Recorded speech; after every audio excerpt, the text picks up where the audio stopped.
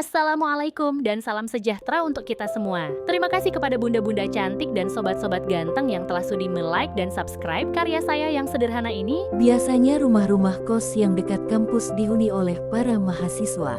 Tapi di rumah kosnya Ibu Erni berbeda. Ahmad Ramdhani atau Dhani adalah seorang dosen muda menjadi salah satu penghuni kos di rumah Ibu Erni. Dhani meminta kepada Ibu Erni agar ditempatkan terpisah dari kamar-kamar mahasiswa, dan kebetulan ada ruangan agak jauh di belakang, yang dulunya gudang, sudah disulap menjadi kamar yang nyaman plus kamar mandi di dalamnya. Sengaja Dhani ngekos di sini karena letaknya strategis dan dekat dengan kampus tempatnya bekerja. Cukup jalan kaki 5 menit sudah sampai di kampus. Ramdhani dulunya jebolan pesantren walaupun tidak tamat, tapi tidak putus silaturahmi dengan gurunya Ustadz atau Kiai Arifin. Dengan kepribadian yang baik, selalu santun kepada siapapun membuatnya disukai banyak orang, termasuk para mahasiswa yang sama-sama ngekos dan juga disukai dan dikagumi oleh ibu kosnya. Dhani orangnya humble dan tidak sulit dimintai bantuan atau pertolongan. Ibu Erni wanita 37 tahun sudah 5 tahun menjanda setelah bercerai dengan suaminya yang omes dan tukang selingkuh. Erni dibantu 2 orang asisten yang bekerja paruh waktu, sekedar membantu menyediakan sarapan pagi dan bersih-bersih rumah 2 kali seminggu. Sudah 6 bulan Dhani ngekos di rumah Bu Erni merasa nyaman dan tidak ada masalah apapun. Ibu Erni yang biasanya cenderung tegas dan kadang-kadang jutek, sehingga disegani para mahasiswa. Tapi Bu Erni merasa nyaman bicara dan diskusi apa saja dengan Dhani, karena Dhani memang sudah dewasa dari segi umur 29 tahun, wawasan yang luas, dan ibadahnya yang taat. Bahkan Erni yang 8 tahun lebih tua dari Dhani sering bertanya berbagai hal tentang kehidupan ditinjau dari kacamata agama Islam. Tentu saja Dhani selalu bisa memberikan Erni jawaban yang memuaskan. Tidak terasa Dhani sudah 1 tahun ngekos di rumah Erni, mereka pun semakin akrab dan merasa nyaman satu sama lain. Erni pun minta kepada Dhani untuk tidak lagi memanggil ibu kepadanya tapi mbak, biar lebih akrab katanya.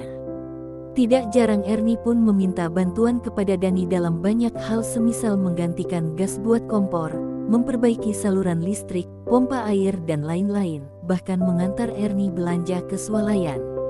Tentu saja keakraban mereka menimbulkan berbagai dugaan dari para penghuni kos lainnya. Tapi baik Erni maupun Dhani tidak terlalu ambil pusing, karena mereka tidak merasa melakukan pelanggaran kesusilaan atau lainnya. Mereka tidak menyadari bahwa tidak semua orang suka dan mendukung keakraban yang terjalin di antara mereka. Ada 1 orang mahasiswa, abadi alias telat lulus, bernama Aswin, yang sudah lama memendam rasa suka kepada Erni, tapi Erni tidak pernah merespon balik. Apalagi melihat Erni yang semakin lengket dengan Dhani, hati Aswin menjadi panas dan sangat tidak rela. Timbullah niat buruk untuk memisahkan mereka dengan memfitnah keduanya. Aswin sabar menunggu momen yang tepat untuk melancarkan aksinya. 10 tahun yang lalu Erni pernah menikah dengan seorang pria anak orang berada, karena perjodohan. Sang suami yang terbiasa hidup bergaya hedon, melakukan beberapa kali perselingkuhan. Erni berulang kali bersabar dan memaafkan. Tapi berulang dan terus berulang. Akhirnya Erni pun berkesimpulan bahwa pria ini memang tidak layak untuk diperjuangkan. Akhirnya di tahun kedua mereka pun resmi bercerai. Sejak saat itu Erni menjadi fobia dengan pernikahan. Kedua ortunya pun meninggal karena sakit karena usia tua. Erni punya adik perempuan, Ismi, tinggal di Kalimantan Timur dengan suaminya yang seorang anggota TNI. Begitupun Dhani, ia pernah menikah di usia 25 tahun dengan Maya, kembang desa yang cukup cantik dan supel dalam pergaulan. Tapi Maya pun tergoda oleh pengusaha muda yang sedang melakukan pembangunan proyek jalan desa. Fauzan yang selalu tampil trendy dan royal mentraktir Maya dan teman-teman sosialitanya. Pergaulan mereka semakin lengket, khususnya dengan Maya. Akhirnya Maya terjerat dan terpikat dengan kekayaan Fauzan. Perselingkuhan pun semakin menjadi-jadi. Dhani pun mengambil sikap tegas, lebih baik bercerai. Sejak saat itu Dhani berangkat ke kota dan melanjutkan kuliah ke jenjang S2. Dani berhasil lulus ujian CPNS dan sekarang sudah PENS atau ASN dan dipercaya menjadi asisten dosen dari dosen pembimbingnya dulu. Dani sekarang sudah memulai kuliah lagi program S3 untuk meningkatkan terus kapasitas dirinya. Dani merasa bersyukur dan tenang hidupnya karena sudah memiliki masa depan yang jelas, gaji dan tunjangan kinerja, cukup buat hidup berumah tangga pun. Seiring berjalannya waktu, Ernie dan Dani merasa semakin nyaman dan banyak persesuaian dalam banyak hal. Hal yang wajar di antara mereka timbul rasa saling suka, saling perhatian dan saling ketergantungan. Pada suatu malam, di saat musim libur semesteran mahasiswa, tinggal Dani sendiri yang ada di rumah Ernie. Dani pun hampir tidak pernah pulang kampung karena memang kedua orang tuanya pun sudah pada meninggal. Dani sedang asyik menonton siaran YouTube di kamarnya, tiba-tiba ponselnya berbunyi tanda pesan masuk. "Dan kamu belum tidur kan?" "Belum. Ada yang bisa saya bantu, Mbak? Bisa kan kita ngobrol-ngobrol di ruang tengah sambil nonton TV atau nonton film pakai DVD?" "Oke Mbak, nanti saya ke situ ya." Setelah salat Isya, Dani bergegas menuju ruang tengah rumah Ernie.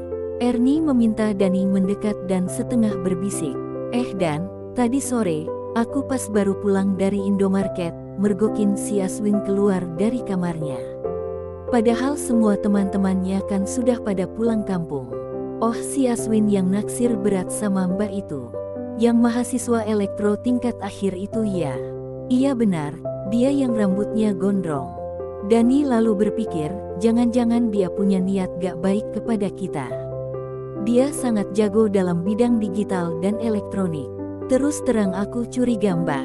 Lalu Dani mengamati ke setiap sudut ruangan secara seksama dan akhirnya lalu Dani melangkah mundur seperti membelakangi sesuatu dan, dapat. Dani memutus kabel kecil dan mencopot 2 buah kamera kecil di dinding ruangan tersebut. Rupanya dia ingin mengintip aktivitas kita. Pasti kamera-kamera ini sudah diconek ke laptop atau ponselnya dia, agar bisa jadi alat untuk memfitnah kita, haha. Tidak semudah itu Ferguson. Ernie pun geram dibuatnya. Kurang ajar itu anak. Ya begitulah, cinta ditolak kamera bertindak, hehe. Mereka pun tertawa geli sekaligus senang. Ya sudahlah, biarkan saja Dan. Sekarang mending kita makan aja yuk. Aku sudah beli sate kambing dan sate ayam Pak Kumis, plus gulenya juga. Wah, Mbak Ernie ini mau ngajak saya makan besar rupanya. Iya dong, sekali-sekali. Mereka pun makan dengan lahap lengkap dengan buah-buahannya. Mereka merasa kenyang dan puas. Akan tetapi mereka ternyata kecele. Mereka menganggap bahwa masalah sudah teratasi. Padahal tadi sewaktu Ernie keluar ke swalayan, Aswin masuk ke dalam rumah dan menaburkan obat perangsang yang tidak berasa dan tidak berbau ke beberapa minuman di dalam kulkas dan keduanya sudah kadung meminumnya.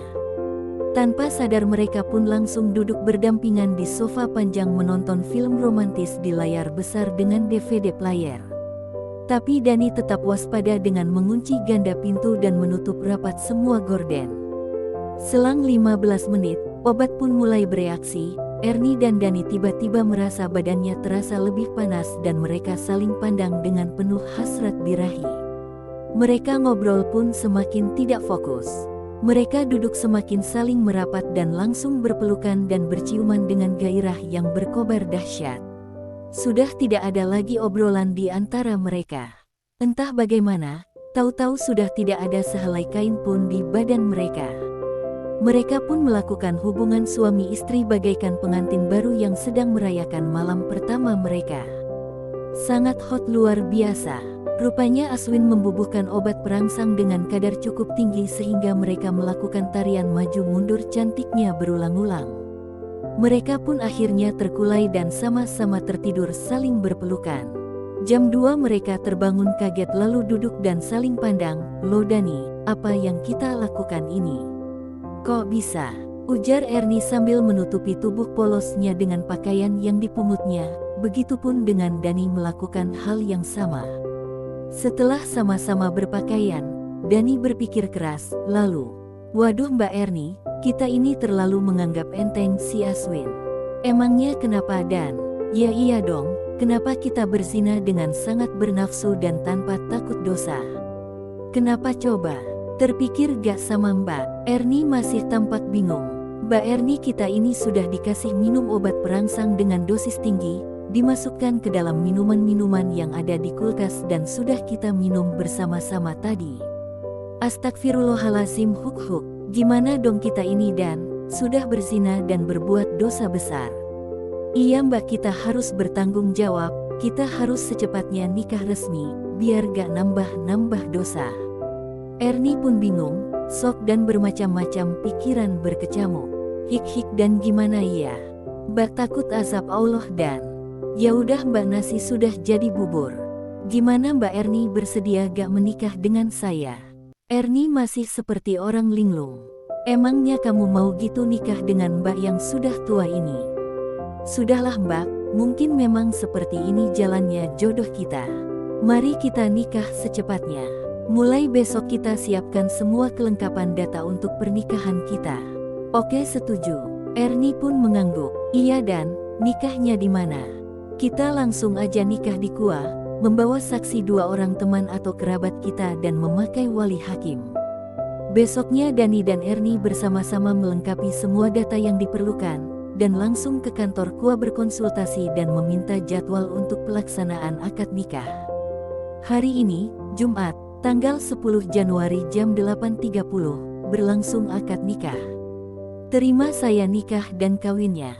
Erni binti almarhum Ahmad Haris dengan mas kawin uang 50 juta rupiah dan seperangkat alat sholat dibayar tunai. Dijawab para saksi, Syah. Alhamdulillah, semua hadirin mengucap hamdalah. Erni dan Dani pun bersyukur dan berbahagia saling tersenyum sambil masing-masing memegang buku nikah.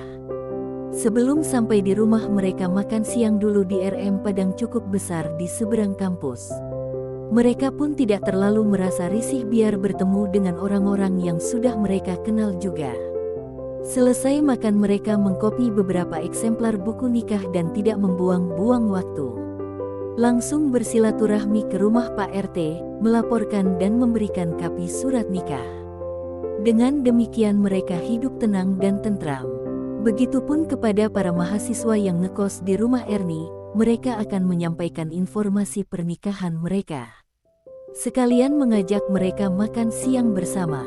Erni sayang, sebetulnya kita harus berterima kasih kepada Aswin, karena gara-gara dia kita jadi cepat-cepat nikah, haha. Iya juga ya Mas, hai. Gimana minuman-minuman yang ada di kulkas, yang mana saja yang dikasih obat? Apa sudah dibuangin semua? Sudah Mas, sudah tak buangin semua. Padahal mah jangan dibuang. Loh kenapa? Aku suka lihat kamu begitu hot dan sangat agresif sekali, haha. Dasar, lihat aja biar gak pakai obat juga, hai. Coba buktikan. Erni tidak menanggapi, tapi terus berlalu menuju kamar mandi sambil menyambar handuknya. Loh kok mandi gak ngajak-ngajak sih? Erni pun menutup pintu kamar mandi dan menguncinya, klek. Dani pun garuk-garuk kepala. 30 menit kemudian Erni keluar dari kamar mandi dengan hanya membalut badannya dengan handuk.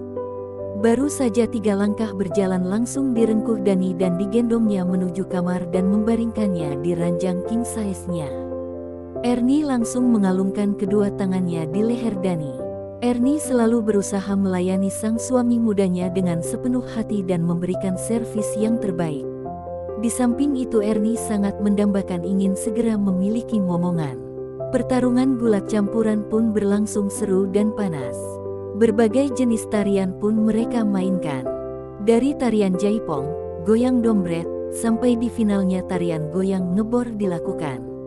Mereka baru berhenti setelah terjadi semprotan lahar panas yang mengalir mengairi sawah yang sudah lama dilanda musim kemarau panjang. Sayang, terima kasih ya. Kamu selalu hebat dan prima, aku sangat bahagia.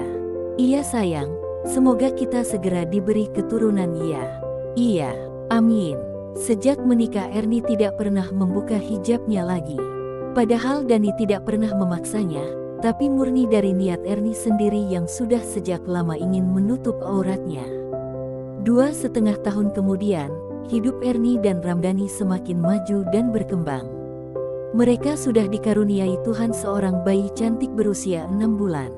Ramdhani pun sudah selesai program pendidikan S3-nya dan sudah menjadi dosen tetap di PTN.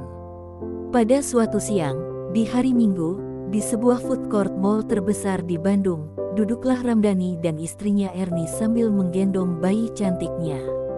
Mereka sedang menikmati quality time, makan bakmi GM.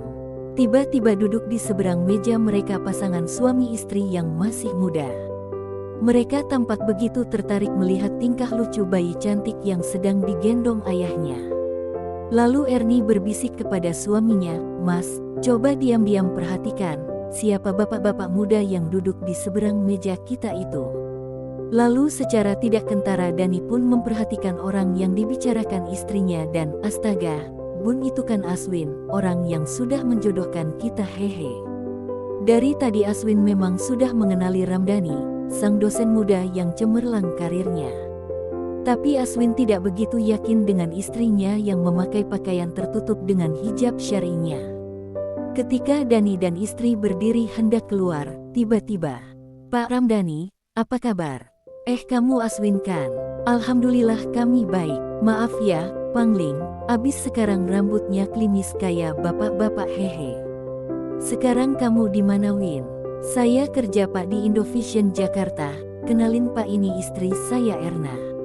"Oh iya, kalau istri saya gak perlu dikenalin sama kamu, Win, kan sudah lama kenal."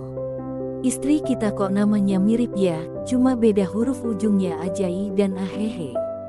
Tiba-tiba Aswin baru tersadar dan, "Astaga iya, ini kan Ibu Erni, ibu kos kita." "Maaf ya Bu, Pangling soalnya." Sementara Erna antusias menyapa si bayi cantiknya Erni, Dani pun pamitan kepada Aswin untuk pulang duluan. "Win, kita pulang duluan ya." "Terima kasih banyak ya Win." Sambil menepuk-nepuk pundak Aswin. "Yuk, assalamualaikum." Sepulangnya Dani, Erni dan bayinya Erna bertanya kepada suaminya, "Mas, kenapa sih Pak dosen tadi bilang ke kamu terima kasih banyak? Emangnya kamu udah kasih dia apa?" "Kepo, itu rahasia."